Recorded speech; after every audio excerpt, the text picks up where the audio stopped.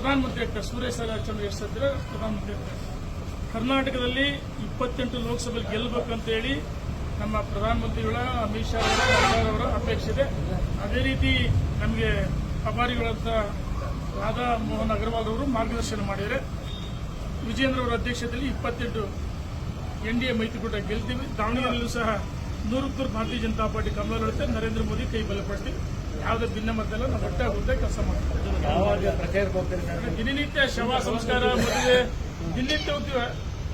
ದಿನನಿತ್ಯ ನಾವು ಹಳ್ಳಿ ಮೇಲೆ ಇದ್ದೇ ಹೋಗ್ತೀವಿ. ಅದ್ರ ಬಗ್ಗೆ ಹೋಗ್ತೀರಣ್ಣ. ನಮ್ಮ ಕ್ಷೇತ್ರದಲ್ಲಿ ನಿಗದಿ ಮಾಡ್ತೀವಿ.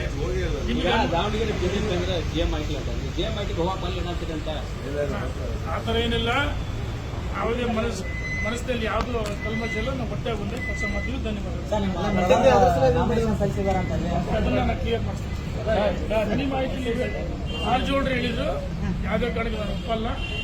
ನಮಗೆ ಅದರ ಅವಶ್ಯಕತೆನೇ ಇಲ್ಲ. ಕಾರಜೋಳರು ಹೇಳಿದರೆ ನಾನು ಅದನ್ನು ವಾಪಸ್ ತರಿಸ್ತೀನಿ. ಸಾಮಾಜಿಕವಾಗಿ ಅವ್ರಿಗೆ ನ್ಯಾಯ ಕೊಡಬೇಕು ಅನ್ನೋ ಅದರ ಅವಶ್ಯಕತೆ ಇಲ್ಲ. ಅದರಿಂದ ರಾಜಕಾರಣ ಮಾಡೋಕ್ಕಾಗಲಿ. ನನ್ನ ಮಗಳ ಮೇಲೆ ಇದೇ ಆಪ ಬಂದಿತ್ತು. ನಾನು ಹೇಳ್ತೀನಿ SC ಸರ್ಟಿಫಿಕೇಟ್ ಬೇಡ. ಈಗ ನಮಗೆ ಒಂದು ಗೌರವ ಇದೆ ಸಮಾಜದಲ್ಲಿ. ಆ ಗೌರವವನ್ನು ನಾವು ಉಳಿಸ್ಕೊಂಡು ಹೋಗ್ಬೇಕನ್ನ ಆಸೆ ಆಮಿಷಗಳು ಒಳಗಾಗಬಾರದು.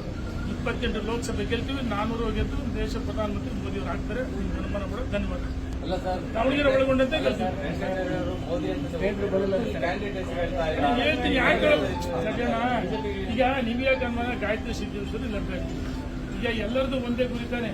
ಮೋದಿಯವರ ನಾಮಬಲದಲ್ಲಿ ನಾವು ಗೆಲ್ಲಬೇಕಂತೇಳಿ ಎಲ್ಲರದು ಒಂದೇ ಗುರಿ ಇದೆ.